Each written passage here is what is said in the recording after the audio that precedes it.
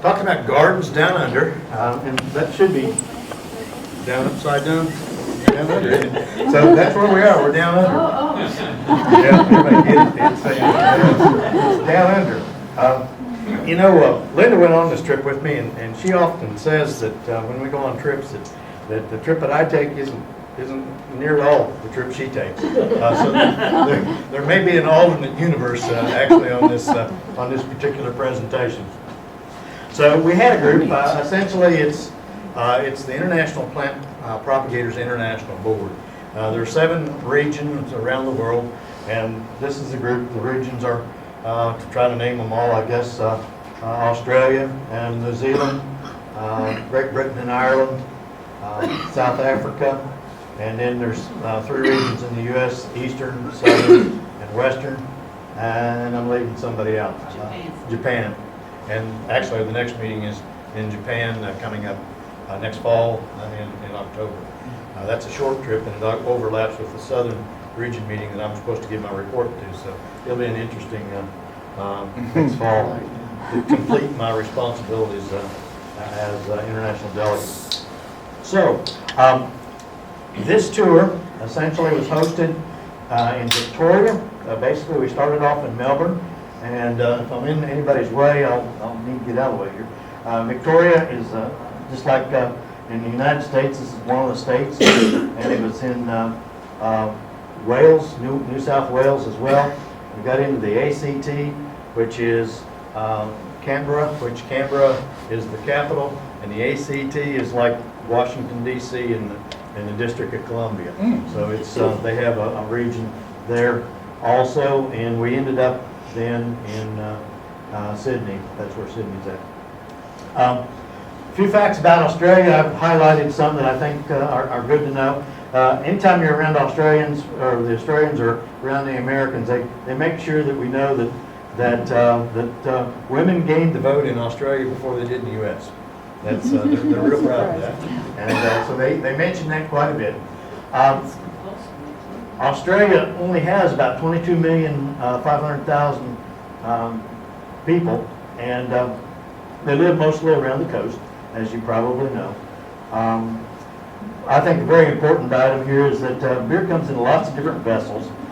It comes in pots and middies and schooners and sevens and ponies and pints. And so that's always an important thing to know. Depending on where you're at, you have to separate that out. They've had great success in exporting wine, and he mentions, this actually was our president who was Australian, was mentioning this. This is his list. Currently it's a downturn.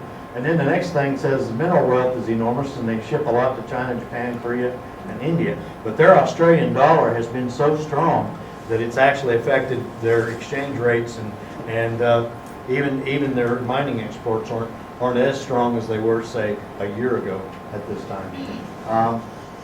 And always people want to know how big is Australia. They know it's a big place. It's the 6th largest landmass. Russia, Canada, U.S., China, Brazil, and then Australia. So those are, just some interesting things to know about Australia.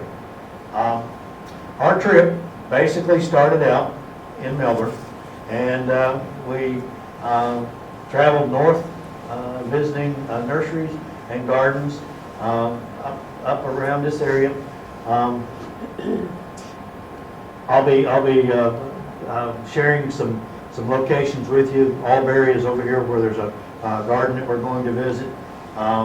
This is the Snowy Mountain area here. We actually went up on a ski lift over in that area. And we're visiting another garden there. We stayed along the coast at 2 different locations. Went into Canberra, the ACT, and then visited 2 gardens in the Blue Mountains up here before we actually finished up there in Sydney. So I'll be sharing that with you as you go.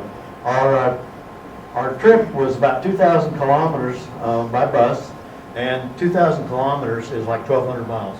And so in about 10 days we did 1,200 miles and stopped at 14 nurseries and about 9 gardens, I think. So it was a pretty busy trip.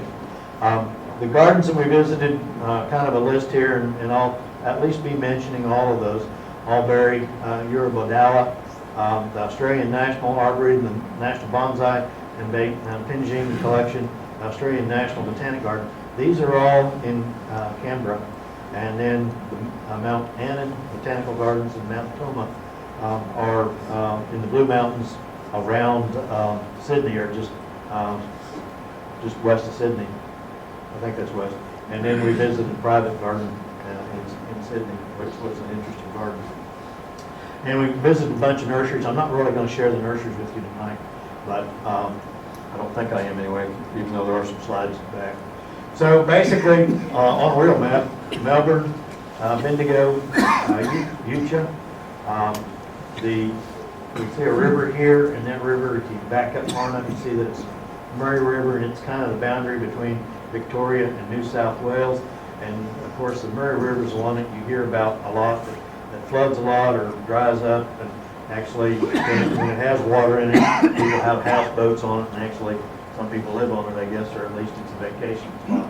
Albury's where we'll visit a garden, and we'll visit some of these other locations. The Blue Mountains being here, the Snowy Mountains where the ski lift area was actually down in here. So we'll come there. That trip was a great trip, but we started at sunup. Every day got up about 6 and got the bags on the bus. By 8, you guys know the routine probably if you've been on any of these kind of tours. And then it lasted to at least past this time, sundown. And basically we walked into the next motel in the dark. And so it was a pretty jam-packed tour. So we'll start with Victoria, do a little bit on Melbourne. Melbourne's really a modern and nice town. I tried to look up what some of the buildings were in my pictures. All I got was that was the Eureka Tower, but I actually think that people live in that tower, or a lot of that tower. But there are office spaces and retail at the base of it. St. Paul's Cathedral was here. I don't know what Charterhouse is, but I think it was some official house. And then one of the other big tall tower was Collins Street Tower. Again, I don't know what went on there. Flinders Street Station is the train station. I think this gal was just getting some bad news or something. Kind of caught her at a bad time there. But in any case, we go on. This is Federation Square. Seemed to be like a good place to go down Melbourne and hang around a little bit and see what's going on. This particular building that you're looking at here is the National Gallery Victoria, Ian Potter Center, and it's an art center. And I'll go here next. And at the time we were there, King Tut was there. And so that's the kind of stuff went on in there. We didn't go in and see it. The fact is, we got just a little short period of time on Sunday before things got started with our tour to walk around Melbourne a little bit. If you want to know what show was going on there, it was Water for Elephants, and I'm real proud of that because our book group had read that book. And so I felt like I knew what that movie might be about. Downtown Melbourne, there's a lot of interesting things going on. This was some sculpture or bronzes that depicted, and there's something over there that you can't read, but it depicted, in this case, Italian immigrants that came in after the 1950s, after World War II. And there was a lot of men that came to Australia at that time, and they stayed years before they were able to bring their families over. So that's what this depiction is, where you've got the man, he's got some flowers here, and his family's just arrived in Australia, in Melbourne, and it's going to be a family reunion. Apparently that happened a lot. There's a nice river that runs through Melbourne, the Yarra River, and just pretty. If I had to guess what that stadium was, I'd probably say it's probably rugby. They're really big into rugby. There could be soccer, but it's probably rugby. Rugby's a big sport. When you think of Australia, you think of eucalyptus for sure. You know, there are a lot of eucalyptus there. Actually, there's 300 different species of eucalyptus. And actually, not talking about the nursery side of this, but one of the biggest things, one of the best things, the newest things that's happening in the nursery industry is they're doing a lot of grafting on eucalyptus. They're grafting high standards at weep and getting a lot of different flower colors in various eucalyptus cultivars. And as a native plant, they're very popular, and a lot of nurseries are growing eucalyptus selections, and they're doing breeding programs with them also. Now, as I said, there's about 300 species of eucalyptus. What we found out was that koala bears only eat about three different eucalyptus. That's all they eat. Now, that's as close as we got to a koala bear. Actually, you know, I was looking like crazy through the windows of the buses. We went down the roads and never did see any. We were told that actually most Australians don't really see any koala bears anymore either. I'm not sure they're on an endangered list, but they're kind of rare. And I guess some of it has to do with habitat and a lot of other things as well, probably. You go down the road and you do see in this part of Australia, it's not like the big red center where it's just dry and droughty. This is very, they have plants, you know, it was cold. This was May that we were there. May 12th, no, 22nd. Well, actually, we were there. We came back on the 29th and we left about the 14th. So that for them is like what we're doing right now, about November for us. So it was late fall, and it was kind of cold. And if you know, we were looking for didn't really take a good coat, but got along. But you know, it was feeling kind of cold, and then all you have to do is look out through the window and say, well, you don't get that cold here. Because I got these tree ferns and there's all kinds of things that you're going to get the Fort Lauderdale around here before then you're going to see a lot of those things. So you see mixed woods of tree ferns and eucalyptus. Really quite interesting landscapes to look at, and it's this part of Australia, Victoria and New South Wales that you see those kinds of landscapes just off the side of the road. So it was always interesting to keep an eye on what was going on outside as the bus went down the road. They had a lot of birds there too, and birds that this crimson rosella, that bird right there, Gala parrot there, and the sulfur chip crested cockatoos right there. And these are wild birds. Basically, people feed them, and I guess they've gotten pretty domesticated in some cases. Cockatoos kind of acting like pigeons. They have pigeons in Australia as well. And you know, like again, they're kind of like blackbirds on the line. You don't want to walk underneath that. Is that all cockatoos? That's all cockatoos. Wow. And you know what? Those things in some parts they get a little aggressive too. You got to look out a little bit. And then of course the magpie is also an interesting bird that you see around quite a bit. So that's our bus. We're getting off the bus somewhere as well as it's tilted, but pretty modern, nice bus, tinted windows. Makes it real hard to get good pictures out the windows. But sometimes I did get some pretty good pictures, and you get a good look at, again, eucalyptus and fern and kind of a hardwood forest in most aspects. So we're going to head to Albury up here. We're going to go past a little town called Yarrawonga. And here at Yarrawonga, we stopped in that little town just to kind of take a little break. The store was a chemically free chicken store, sort of like a Kentucky Fried Chicken. But, you know, they must not have been doing too good. They were closed. They were way gone. But in any case, just kind of an interesting little side trip for you to see there. I mentioned the Murray River. This is the Murray River, houseboat on it there. It doesn't look like so much to you, but that thing can flood like crazy and it can get dry. And it's one of the main arteries of at least this part of Australia. From Adelaide, which is even further west, or even further to the left of Melbourne, all the way through Victoria, and runs the lines to the ocean between New South Wales and Victoria. You know, again, you're looking out the window, and it's interesting, kind of looking for whatever else you can see. There's a lot of ferns there, kind of looking. Sometimes you look and you see something. So there's a couple kangaroos there, and every once in a while we'd see something, and everybody would rush to one side of the bus, and that bus would go leaning like it did before. So in any case, we did get to see some wildlife. Okay, Albury Botanic Garden, and Albury is actually the smallest garden, I'm sure, that we visited. Actually, in size, it may not be too far from the J.C. Raulston Arboretum. And a little bit of history about it. It was opened in 1877, so it's a little older than we are. Covers about 4 hectares, so you can take that by 2.5, and you'll get acres. Don't know what else I want to tell you about that, but if we look around, one of the biggest trees in the Aubrey Gardens, and it's the city of Aubrey.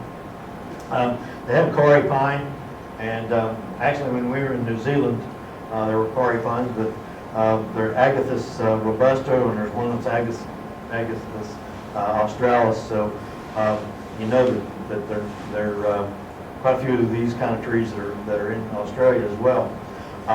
This particular tree can grow to 50 meters high, which meters, you take that time, it's about 3, and you got feet. So this thing can get 150 feet tall. It's not a redwood, but it's a darn big tree.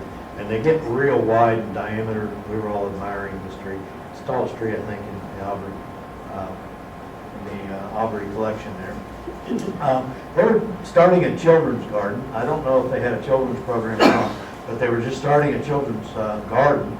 And so far what we saw was that they had a monstera with red eyes. But I'm sure the kids were going to enjoy that. And as I said, it was under construction.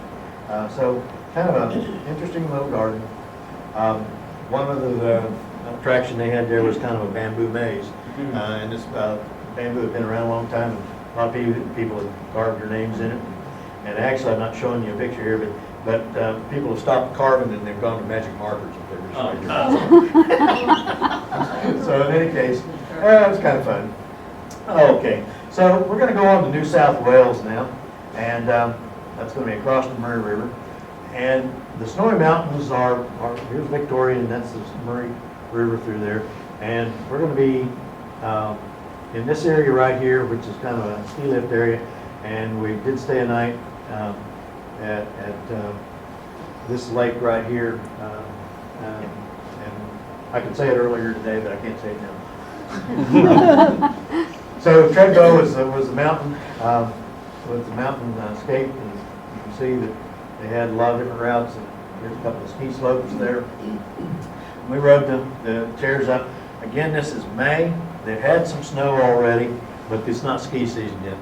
It'll be another 30 days or so before they get enough snow up there to be. So it's going to be the end of May or June before there's ski season really gets started. There was some snow there. Now you notice in this picture that everybody's got their head down. And the reason is because if you didn't have your head down, you were going to probably do one of these. It was very, very slick. It was a very slick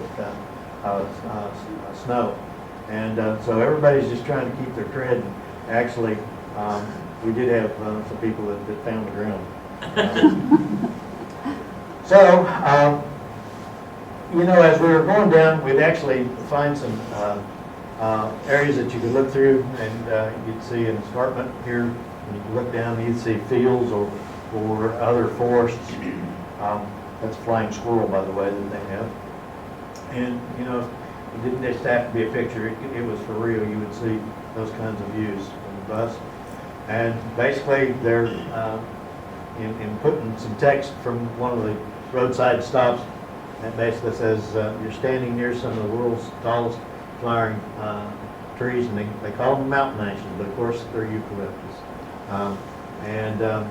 Trunks peel off in long strips, and over 100 meters at maturity, which again, you take that time about 3, and you're close to it, about 30 meters or 90 feet at the base. So they're big trees as well, the eucalyptus as well. And so again, you see the ferns and the eucalyptus mixed forest. And going down the road, you can see, you know, some creeks. You probably have some awareness of what the weather has been like in Australia. You know, they went through several years of just bone dry droughts. Didn't rain. And then when it did start raining about 2 years ago, they had massive floods. And so they've had some extreme weather, kind of like we've had here in the U.S., where the weather has really flip-flopped and changed around as well. And some of the nurseries we visited, you know, had gotten just down to no water, and that's a real problem. Again, looking down through, you saw an emu. Actually, there were about 3 or 4 of them there. Time I got my camera up, I was able to get a picture of a couple of emus going along the side of the road there. And then Lake Genadine is one of the lakes there just south of the Snowy Mountain Range. So what we've done is been up through there. We went to Albury right here. The Snowy Mountains are in here. Lake Genadine was in here, and we're getting ready to go down to Bateman's Bay down in this area, and we're going to go to a garden that's right down there. So the garden is Eurobodalla, and this was actually a pretty good sized garden. But the thing that was interesting about it is Eurobodalla Botanic Garden only has plants, and in their collections, plants from the New South Wales, South Coast, and adjacent ranges. Plants are drawn from a region which contains a wealth of botanic plants. Actually, that wasn't just this garden, but there were a lot of nurseries that we visited that the only plants they grew were within, say, a 35 to 40 mile radius of the nursery. And they would go out and collect seed, and those were the plants that they would offer for sale, and the intent was that it would be primarily for people within that 50, 75 mile radius that they would be selling to. So native plants and very close provenances was a big thing, not only in the garden industry, but also in the nursery industry as well. And this particular garden then displayed them out in beds, and they had a lot of low-growing plant material in beds, and this was their basically their education center. This was a garden that, in talking with them, their volunteers would do propagation and actually sell the plants so that it would give some income back to the Botanic Garden. But the surprising thing was that their volunteers, I shouldn't say this, their volunteers couldn't work in the gardens because they actually had, it's kind of a union thing where they had to hire people to do that work, and it had to be those people. So the volunteers really were only a support group in terms of they could propagate and they could grow and sell plants from the Arboretum, but they really couldn't work at the Arboretum. We'd be in bad shape with that, hey Tim? Mm-hmm. So, in any case, education center and other beds, and basically they had a walkway that went on down into a kind of a wooded area after you got past the regular beds there. They had Smilax, and you picked it up already, CJ. I want to say, maybe we want to do some of this too. You know, try to eat a Smilax. That thing's, the greenbrier things crawls all over you when you go through the woods here. But this was a Smilax species that basically they were talking about leaves could be used as a general tonic. And it relieved a lot of ailments, colds, coughs, arthritis, rheumatism, diabetes, many stuff. So maybe you want to try some of our native Smilax greenbrier and see if it'll do anything for you. And then there's lots of eucalyptus there, and we'll go on, back on the bus. Visited a dairy. We visited a dairy there, nice cow. One good churn deserves another. Okay. All right, well, anyway. Nice try at poking a little fun there. They had some interesting cows. This is one of those, you've seen dually trucks. Well, this is one of those cows with well endowed there. Okay, so we're going to go to Canberra. Canberra, again, is in this ACT area, which, as I said, I guess I could come up with that acronym. Can you do it, Linda? What ACT means. I'll come up with it possibly. But anyway, Basically, Canberra is their capital. It was built to be the capital. It was designed to be the capital. And so it has a very designed look to it, with water features and nice government buildings as you look across it. Some good landscaping. I think those are cherries. You look down from actually we're looking down from a Botanic Garden, or actually an Arboretum up here, but you kind of can see the layout of the city. Very, very interesting, very clean, very nice looking capital. We were in a building that basically they showed the layout as well with the water, that long area that you see there. Very much laid out, and we're going to go up here to this Botanic Garden, and there's also an Arboretum that we're going to go to next. This is the National Arboretum Canberra. This was a brand new Arboretum. They were just planting it, and they were going to have 100 forests. This is going to be 100 forests Arboretum. There's a book over there that you might want to just kind of page through. Actually, a lot of the materials and maps and things like that I have over there on those tables.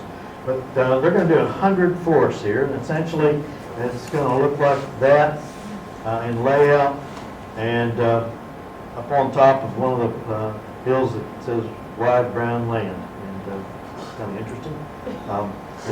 That's the wide brown land from the air. And if we look other ways around that, you can see that each one of these is where a forest has been planted. And this is a forest, and that's a forest, and that's a forest, and that's a forest, and right in front of us is a forest. And again, these are just being planted. The idea is that they would pick 100 species or so. There is one forest that's going to be a mixed collection of a lot of eucalyptus. But basically they're protecting them, they're planting them, and quite interesting. As you look, that's a communications tower there. And they were just in the process of doing this. Lake, another area there. What are they protecting them from? Probably big rabbits. Ones that have long tails and go like that, that have little rabbits in a pouch.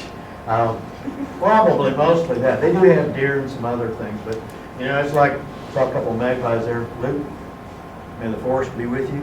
Okay. Anyway, I'm trying real hard here. I didn't really understand this thing, and it's quite interesting. They were putting a few $1 million, Australian dollars gladly, into this, and it's kind of interesting. But some of the species that they have, they're going to make a forest out of. Osage orange. Now I'm a Kansas boy. Hedge trees. That's hedge apple. Pleuropomifera. That's hedge apple that we used in fences, and you couldn't pound a nail in that thing, and you also couldn't run a chainsaw. Sparks flew out of it. But they're going to have one of the forests is going to be Pleuropomifera. Osage Indians, actually in the Midwest, used to make bows out of those. I can understand, boy, that's a tough wood. And so that's one of the trees. And then they're doing a lot of different eucalyptus, and we can see lots of other things that are. Monkey puzzle's going to be one. There's now Albizia, Julibrison, silk tree there. Horse chestnut, sugar maple. This is just a little old snippet of all the trees that I was. That I shot in there. You can look again at the book. But one thing it did cause me to wonder is, these are all going to be either the same clones or seedlings. And you always wonder about having that much, or that lack of genetic diversity to be able to forest. And, something comes in, you might worry about it being taken out of an entire forest. River birch there. That's the river birch that's native to the U.S., Betula nigra. So anyway, the list was kind of interesting. I don't know how they arrived and made all those decisions. Okay, we're on to, and trying to move here then. We're on to the National Bonsai Collection, and I took pictures of a few things here. That's actually an olive grove, and I think that may be beech, and that's a Japanese maple, of course. But very nice collection. It was an extensive collection, and they had housing taken care of very nicely. It was located at the Australian Botanic Gardens, which was another garden, basically up on another hill above Canberra, and it was a big garden. And we had a guide there that gave us a lot of good information. He was an interesting guide. There's a sign back there about Shrublands, and that sign basically talks about how the shrublands on the Mallee is basically just a mixture of a lot of different things that are arid and porcupine grass, Stridia, various wattles, which are an acacia, melaleuca, and various other kinds of soft bushes, atrix, some of those. And the story that he was telling here was about the triodia and how it would roll up as a protection against drought and reduce its water loss, transpirational water loss. And so he was showing us that. So they do a lot of education. They have good signage. One of the things that I thought was really neat, they had a lot of microclimates. This happens to be a microclimate that's down low and has a lot of ferns, and you can see a lot of evergreen things that we would call tropical there. And then they also had some upland, eucalyptus woods and very upland, and obviously a drier microclimate. And so what they had here was they had some solar radiation powering a monitor here. And the thing that they were showing here was the difference between the rainforest dwelling and the eucalypt woodland in terms of humidity. 8.4 versus 13. I guess that's humidity and not dew point. The difference in that's air temperature, 8.4 and 13. Remember, you can take that times 2 and add 30, and you'll get Fahrenheit. The wind speed, humidity difference. Wind speed, there wasn't any difference. Soil temperature, quite a bit of difference there. Well, actually, I'm looking at the wrong one. That's Air light. temperature, humidity, wind speed, light levels. You can see it's quite a bit darker in the rainforest than it was up there on the hill. Soil temperatures were about the same, but soil moisture was very different. A lot more moist down there. So it has to do with the vegetation and the environmental effects. So that was quite interesting. I'm sure that they did quite a bit with that with the groups that they had come through and talk about it. So it was really a good educational, I think, to show the differences that they had right there on site. And they had done a lot of good work with some waterfalls and some things like that. Every garden we went to had the Wilhelmina pine. We had one, Tim. I guess we don't have it anymore. But in any case, everybody has it. Of course, it was a plant that was rediscovered in Australia. So it was a living fossil that was rediscovered. So a lot of, they also had kind of a dry area that they showed. Acacia, some yellow flowers, various dryland types of plants. And some things that I think 2 weeks ago, Tim was giving away something that looked like this, but it wasn't that, but it didn't have any leaves on it anyway. So there were a lot of things like that. Ostromyrtus, which was a nice looking little ground cover type of plant. Just took a picture of it. One of the things we saw in New Zealand when we were visiting a lot of public places was quite interesting. We haven't really tried to do that here at J.C. Raulston, but basically it's a botanic garden, and it says no rubbish bins beyond this point.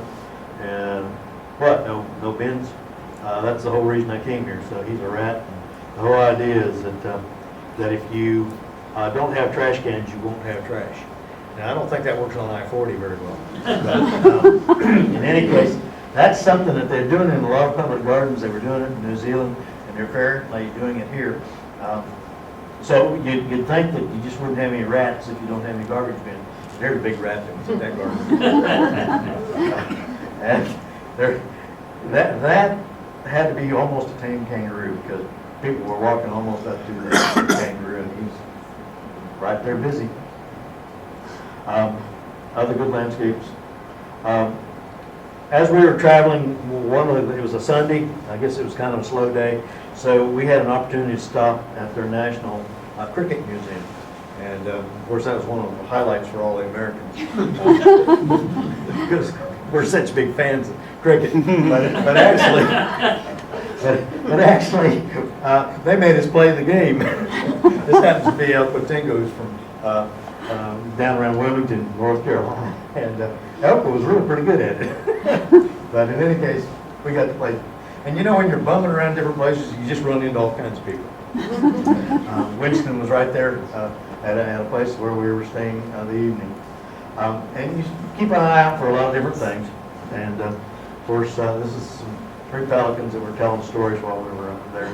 They were talking about the tourists. And that was just, we're down at the coast now. Those were actually some lodges that we stayed at. They were quite nice. Lighthouse, quite nice. Seacoast, very, very nice. Nice beaches. It was May, we didn't try to get out there and do anything with it. But in any case, that's all good. So we were down here at Bateman's Bay at that point. About ready to go to Blue Mountains. And the Blue Mountains are just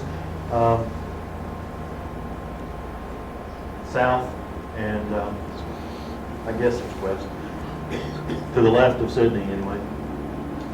One place that is a place that a lot of people visit are the Three Sisters. I think there actually used to be 7 sisters, but these kind of went away.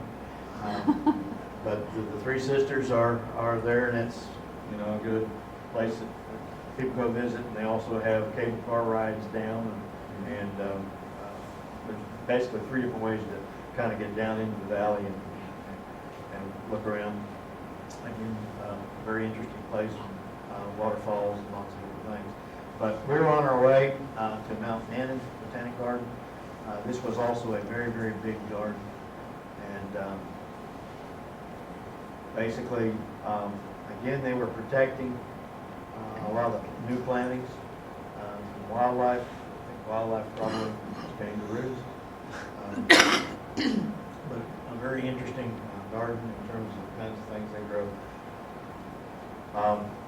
One of the themes that they were teaching people about in a lot of their interpretive signs was plants through time. And so they started out with trying to provide some information on some of the very primitive types of plants, particularly cycads. And they had some signage about cycads and some other information about the spatial adaptations, and they're toxic, but how some of their aborigines still figured out a way to basically eat the seed after they processed them. So they did a lot of information on signs. Those were just 3 signs I kind of jammed together to give you an idea of what they're doing. Some of the other signage was kind of interesting also, and they kind of told you to leave the wildlife alone. And if you know anything about Australia, out of the 12 most toxic things that are on this earth, about 10 of them live in Australia. And brown snake's certainly one of them. The funnel web spider is one, and redback spider probably, well, it's much more poisonous than our black widow. And then red-bellied black snake, those are all fairly toxic individuals. They have a lot of other wildlife, interesting types of things. These were pictures that I shot off the walls of various nurseries, and just kind of enjoyed seeing the variety of various kinds of wildlife that they had. We went on to Mount Toma, which was another botanic garden further up into the Blue Mountains. And this, if you look at the sign, you can see that they must have some pretty good vistas. matter of fact, they got some unbelievable vistas there in terms of looking over the countryside. Very, very beautiful garden. Again, a very large garden. They have collections from various parts of the world. Again, we had a very good guide to lead us through it. Proteas, various tree ferns and other plants. Just some different views around here. Nice ground coverage. And they also had a screed, Charlie. And so that was kind of interesting, the plants that they had in their southern hemisphere screed. It's still part of the southern hemisphere screed. So then, another garden that we went to was actually in Sydney once we got to Sydney. And this was a private garden, Windy Ridge. And it was a pretty good visit. They had a sign here, no dog. So J.C. Raulston's not the only one that had that sign. Actually, for a private garden, really kind of elaborate. Get a look down through here. Lots of good fountains and statuary walls.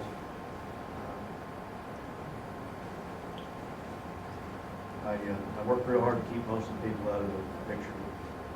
Sometimes I get had waterfalls there. I had to get some instruction, and so I was able to get a little guidance there with one of the residents there in the garden. And then we went on back to the coast,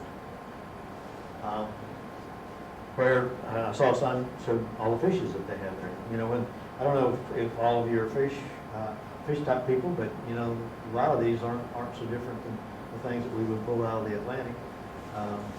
And that there's tuna and bluefin and grouper and lots of different things that we kind of recognize on there. Then we were in Sydney, and I'm not going to show you a lot of Sydney, but the Opera House, of course, is probably one of the best known landmarks.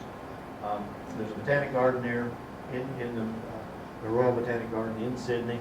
It is a very big property. They have nice collections, but it's really also a very good park-like setting to go to. And a lot of people go there for that. One of the interesting things that they have down close to one of their offices is a hanging wall garden, and that's probably one of the better ones I've seen. And I really liked that. Took a picture of it, and they have a lot of things that kind of wiggle waggle around, and some of them are up in trees that wiggle waggle around. And that garden there in Sydney is pretty well known for the fruit bats that they have, and that's one of the things you'll see if you go there. They also have a fernery that has lots of very nice ferns of very much different types. We had the opportunity to actually be out in the harbor one night. It was actually we had a meal on a ship. It was one of our last dinners with the group, and so we were out in the harbor and were able to take pictures of some of the skyline and the bridges there in Sydney. Just really beautiful. And ever occasionally they do these light shows. These light shows are actually on the Opera House. Thank you very much. And so it's quite interesting, some of the things they do. They shot some fireworks off as well.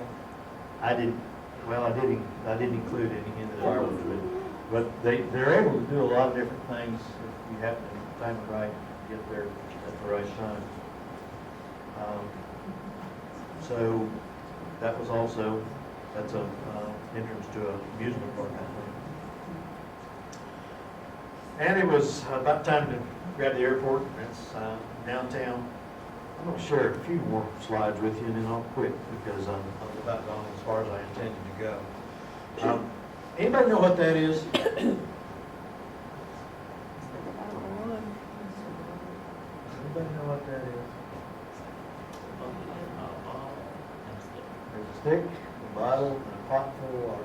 Slugs? It's a mouse trap. Okay. It's the better mouse trap. You know, everybody's trying. So what they do is the mouse, this is at a nursery. The mouse runs up this thing, and they will have put olive oil all over this, and they'll put some peanut butter right up here. And he gets on that and starts sliding, and he falls in there and drowns. And that's a mouse trap at a nursery right there. Yeah, so, you know, innovation is always out there. You know. It's kind of good. They did a lot of, the nurseries in New Zealand did a lot of breeding. And Coria is a native plant that we actually went to a nursery that he was breeding a lot of new varieties. Hellebores, they had a lot of those. These are garden centers. I like the signage. That says I'm a fuss pot, so that's a plant that you better know that you're going to have difficulty with. Lots of eucalyptus that are in there to trade. So a garden center would have a whole assortment of tables and stuff. Banksia, various proteus materials. And, you know, you've got them native, but then you've got cultivars in the garden centers as well. So you just get to see, I'm doing some flashes there. Gravillas are a native plant as well. This nursery was actually top grafting them on standards of about 3 feet. Quite interesting. There's some more gravillas that were just short. So they're really working with their native plants. That's the point I was trying to make for you. Some other gravillas. Quite a varied by the type and foliage and all. These are still gravillas. Crowley is another native species that they were doing quite a bit of work in developing flowers on. Autumn lights here is one that they've developed. Coria, another species. Wonga vine. I don't know if any of you got any Wonga vine. CJ, do you got any of that? Pandoria. I've heard of Pandoria, but I've never tried it. And Primulia, that was Primulia. It's kind of a really neat little plant. Haven't really seen before. Ooh, pretty. Yeah. Prostate wood brush, and that's the fuss pot plant. So you probably overwater that pretty easily. Some of the various plants that look like they belong, you know, a little bit less water, a little drier areas. Presuma, kangaroo paw, various other plants. Just kind of showing you what's in the garden center a little bit with them. Also wonder. Yep. Garden centers sold ferns in all sizes, and even this is actually South Carolina Nursery's introduction to teddy bear, and so they have some of the stuff that we have too. Patinas, smoke bush, and then you get into some other things that look like something we ought to recognize, but probably don't.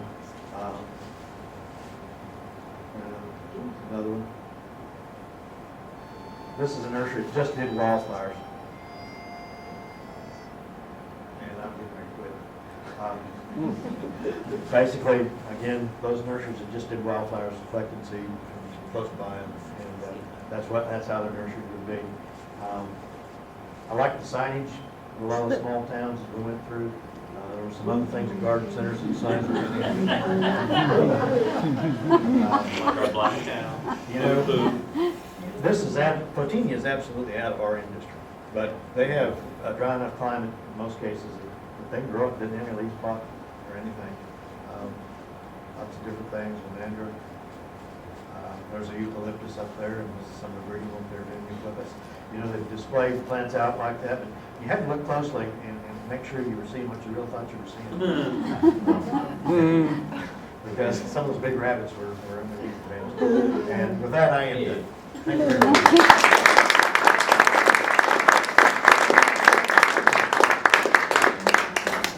Thank you very much, Ted. Anyone have any questions for Ted? I know I do. Later. Well, I do have to say I cheated. Australian Capital Territory. Thank you. Thank you. I had to look that one up too. I knew that acronym for a while, but you know how when you get old. Thank you for filling me in on that. I think Charlie had a question. Same question. Oh, okay. I just wanted to ask, why, do you know why natives are so popular over there? Is it just because they grow better, or is there a big campaign, country likes I do it? think it's a mindset, but it's also difficulty in getting other plant material in it.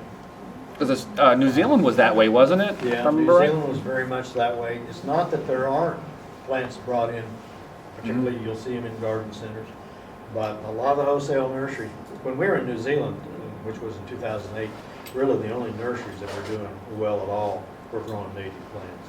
And it's kind of that way in Australia, a little bit, but again, in a lot of these garden centers, we did see all kinds of plants. But when you went to the wholesale nurseries, maybe it was just the ones that we were picked to go see. But a number of the wholesale nurseries that we went to see were doing quite a lot with native plants of Australia. So it's kind of a mindset over there. You know, the flip side of the native, did you notice any invasive exotics kind of jumped out at you? Yeah.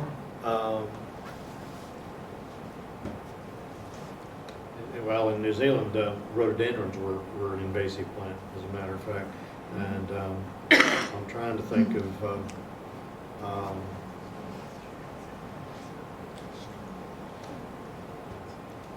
I would tell you in a conversation that some of the other plants that, something we actually have here in the garden. In South Africa, Monterey pine is Monterey pine, a lot more. Monterey, which is radiata, Pinus radiata, is the bark that's used. That's the bark tree for the nursery industry's potting mix. Where loblolly is here in the southeastern U.S. Monterey or radiata, Pinus radiata, is the bark in New Zealand and in Australia. And of course, Monterey pine is a California native species plant. There, if you've been down here to Hort Field Lab, you've seen some of the eucalyptus trials that are going on possibly. And they are also doing, as I mentioned, quite a bit of work with eucalyptus. I think there's a lot of expansion to be done with that group of plants. I still can't come up with the one plant that's very, very invasive. I will think of. Any other questions? Thank you very much. Thank you, Ted.